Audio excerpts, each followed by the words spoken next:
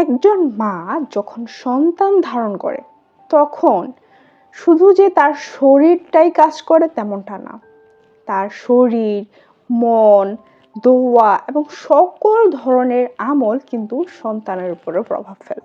একবার ভাবুন তো, আপনার গর্ভের শিশুটা যদি কোরআনের শব্দ শুনে শুনে বড় হয় এবং সকল প্রকার দোয়া এবং ইবাদতের মাঝে তার বেড়ে ওঠার যে জার্নিটা আছে সেই জার্নিটা যদি চলে, তাহলে সেই সন্তানটা কতটা ইমানদার, সৎ, ন্যায়পরায়ণ হবে, আল্লাহর পথের পথিক হবে। আমরা তো সকলেই চাই না, আমরা যারা মুসলিম আছি আমরা সকলেই চাই যেন আমরা আমাদের সন্তানকে সঠিক পথে, আল্লাহর পথে চলাতে পারি, তাই না? তাই আজকের এই ভিডিওতে আমি আপনাদেরকে জানাবো গর্ভবতী মায়েদের জন্য এমন গুরুত্বপূর্ণ 7টি আমল যা কিনা গর্ভাবস্থার সময় মায়েদের মনটাকে শান্ত রাখবে এবং সন্তানের জন্য যে আমলগুলো সুন্দর একটা প্রভাব তৈরি করবে। তাই বলবো ভিডিওটা অবশ্যই শেষ পর্যন্ত দেখবেন, কারণ প্রত্যেকটা আমরা যারা মুসলিম নারী রয়েছি আমরা সকলেই কিন্তু চাই আমাদের সন্তানকে আল্লাহর পথের পথিক বানাতে। তাই চেষ্টা করবেন আজকের ভিডিওটা পুরোটা দেখার জন্য। তো আপনি দেখছেন আমার চ্যানেল ইনার মাজন, নতুন একটি পর্বে আপনাদের সবাইকে স্বাগত। যেহেতু ভিডিওটা কন্টিনিউ করছেন, প্লিজ লাইক, কমেন্ট, শেয়ার করে দিবেন। আর যারা যারা আজকের এই ভিডিওটা নতুন দেখছেন তাদের কাছে একটি রিকোয়েস্ট, প্লিজ সাবস্ক্রাইব করে দেখবেন, কারণ আমি কিন্তু প্রেগনেন্সি মায়েদের বিভিন্ন প্রকার খুঁটিনাটি বিষয় নিয়ে কিন্তু ভিডিও আপলোড করি, যাতে প্রেগনেন্সি মায়েদের যে জার্নিটা রয়েছে, এই 9 মাসের জার্নিটা, তো এই 9 মাসের জার্নিটা যেন মায়েদের একটু সহজ সরল হয়, তারা যেন একটু সুস্থভাবে তাদের এই জার্নিটা শেষ করতে পারে। তাই বলছি সাবস্ক্রাইব করে পাশেই থাকবেন। তো আর কথা না বাড়াই, চলুন মূল আলোচনায় চলে যাই। আপনাদের একটা আপুর কথা বলি। আপুটার নাম ছিল আয়শা। তো আয়শা আপু প্রথমবার গর্ভধারণ করেছে, প্রথমবার মা হতে চলেছে। তো আয়শা আপুর মনে অনেক ভয়, অনেক চিন্তা। সে ভাবে আমার বাচ্চাটা সুস্থভাবে পৃথিবীতে আসবে তো, আবার সে এটাও ভাবে আমি ভালো মা হতে পারবো তো। সে অনেক চিন্তা করে যায়, অনেক দুশ্চিন্তায় থাকে। তো এই দেখে তার মা তাকে একদিন বলল, শোনো মা, শুধু গর্ভাবস্থার সময়টাতে শরীরের যত্ন নিলেই হবে না, মহান আল্লাহ তাআলার সাথে কিন্তু তোমার সম্পর্কটাও শক্ত করতে হবে। এই কথাটা শোনার পরে আয়েশা আপু নিজেকে বদলে ফেলল। সে আল্লাহর রাস্তায় চলা শুরু করলো। তো বিশেষ আমল রয়েছে, সেই আমলগুলো কিন্তু সে করা শুরু করলো। কি কি সেই আমলগুলো, চলুন আপনাদেরকে এখন একটু বলি। 7টা আমলের কথা বলবো বলেছি, বেশি আমলের কথা বলবো না, মাত্র 7টা। তো প্রথম যে আমলটার কথা বলবো সেটা হচ্ছে 5 ওয়াক্ত নামাজ নিয়মিত আদায় করা। গর্ভাবস্থার সময়টাতে অনেক মাই মানসিক চাপ, ভয় আর দুশ্চিন্তার মাঝে থাকে, কিন্তু নামাজ কিন্তু মায়ের মনটাকে শান্ত করে ফেলে। শুধু মায়ের না, মানুষের মনকেও শান্ত করে ফেলে। তাই চেষ্টা করবেন 5 ওয়াক্ত সময় মতো নামাজ পড়ার জন্য। শুধু নামাজ পড়লে কিন্তু আপনার অনেক গুণ হয়ে যাবে, অনেক আপনি বেনিফিট পাবেন। কেমন?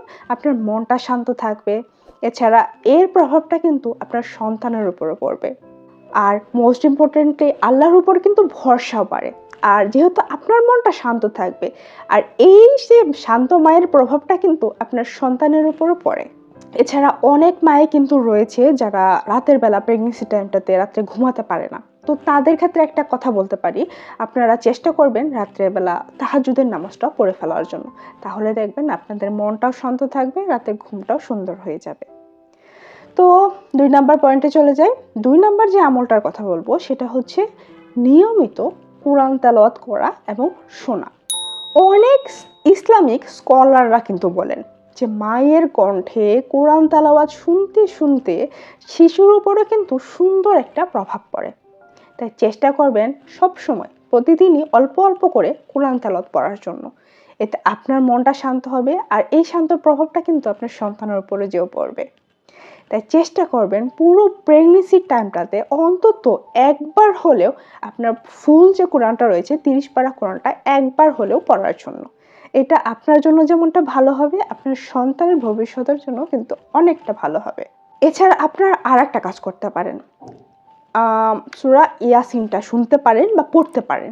আর একটা কথা বলি আপনাদেরকে, সকালবেলা যখন আপনারা ফজরের নামাজ পড়বেন, ফজরের নামাজের পরে কিন্তু ফ্রেশ একটা ওয়েদার আসে, তাই না? স্নিগ্ধ একটা সকাল। তো এই সকালের সময় আপনারা ইয়াসিন সূরাটা অডিও শুনতে পারেন, ইউটিউবে বা যে কোনো ভার্সনে আপনারা সেটা শুনতে পারেন। তো শুনে দেখবেন আপনাদের খুব ভালো লাগবে, আপনাদের মনটাও ফুরফুরে হয়ে যাবে, সতেজ থাকবে, মনটাও শান্ত হয়ে থাকবে। আয়েশা আপু কিন্তু এই কাজটা করতো। 3 নাম্বার যে পয়েন্টটার কথা বলবো বা আমলটার কথা বলবো সেটা হচ্ছে বেশি বেশি করে দোয়া করা। গর্ভাবস্থার সময় কিন্তু মায়ের দোয়া খুবই মূল্যবান। আপনারা জানেন কিনা আমি জানি না, অনেক জায়গায় শোনা যায় যে গর্ভাবস্থার সময়টাতে মায়ের দোয়া আল্লাহ তাআলা ফিরিয়ে নেয় না। তাই এই সময় আপনি একটা সুস্থ সন্তানের কামনা করতে পারেন, নেক সন্তানের কামনা করতে পারেন। এছাড়া আপনার প্রসবের সময়টা যেন সহজ হয় সেটা আল্লাহর কাছে চাইতে পারেন। ইনশাআল্লাহ আল্লাহ তাআলা সেই দোয়াটা আপনার ফিরিয়ে দিবে না। 4 নাম্বার যে আমলটার কথা বলবো সেটা হচ্ছে বেশি বেশি ইস্তেগফার পড়া। ইস্তেগফার কিন্তু অনেক রকম দোয়াই রয়েছে, কিন্তু আস্তাগফিরুল্লাহ এই ছোট্ট একটা ওয়ার্ড বা একটা শব্দ, এই দোয়াটা কিন্তু মানুষের মনকে অনেকটা প্রকার শান্ত করে। এছাড়া সকল গুনাহ কিন্তু ক্ষমা করে দেয়। ছোট্ট একটা শব্দ কিন্তু আস্তাগফিরুল্লাহ। এই দোয়াটা পড়লে আপনার সকল প্রকার গুনাহ মাফের কিন্তু একটা আশা থাকে। এছাড়া মনকেও কিন্তু শান্ত রাখে, প্রশান্ত রাখে। 5 নাম্বার যে আমলটার কথা বলবো সেটা হচ্ছে হালাল এবং পবিত্র খাবার খাওয়া। দেখেন, আমাদের ইসলাম ধর্মে কিন্তু হালাল রিজিকের অনেক গুরুত্ব আছে। তাই এই সময় আপনারা চেষ্টা করবেন আপনারা যে খাবারটা খাচ্ছেন সেই খাবারটা যেন হালাল উপায়ে উপার্জন হয়ে খাবার হয়ে থাকে, এবং অবশ্যই সে যেই খাবারটাই খান না কেন সেই খাবারটা যেন পরিষ্কার পরিচ্ছন্ন সতেজ খাবার থাকে।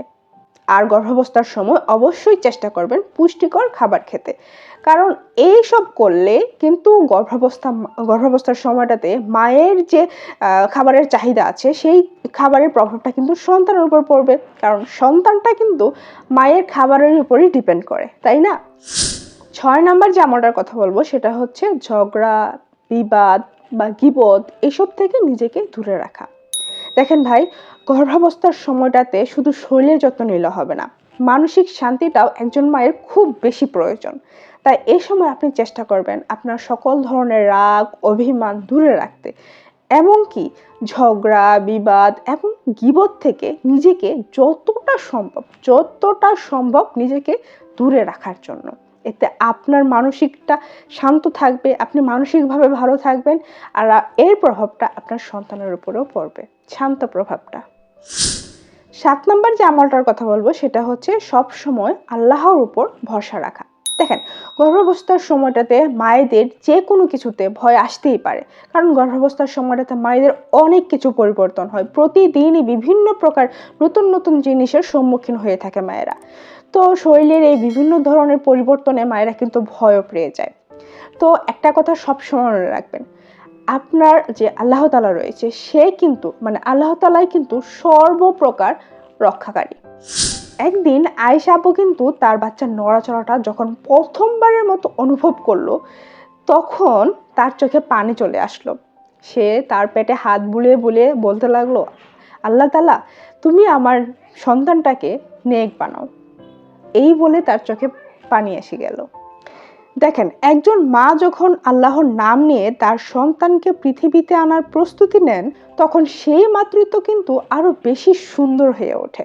আপনার নামাজ, আপনার দোয়া, আপনার কোরআন তেলাওয়াত এবং সকল প্রকার আপনার আমল, এইগুলো কিন্তু আপনার সন্তানের জন্য রহমতের কারণ হয়ে যেতে পারে। তাই চেষ্টা করবেন এই যে বললাম এতক্ষণ যে আমলগুলোর কথা, সেই আমলগুলো আপনার এই গর্ভাবস্থার সময়টাতে করার জন্য। তাহলে নিজেও শান্ত থাকবেন, মানসিকভাবে আপনার সন্তানের উপরও আল্লাহর রহমত বর্ষণ হবে। তো প্রিয় মায়েরা, আজকের এই ভিডিওটা আপনাদের কেমন লেগেছে? যদি ভালো লেগে থাকে তাহলে প্লিজ একটা লাইক দিয়ে দিবেন। যদি কোনো প্রশ্ন থাকে সেটা কমেন্টে জানাতে পারেন, উত্তর দেওয়ার চেষ্টা করবো ইনশাল্লাহ।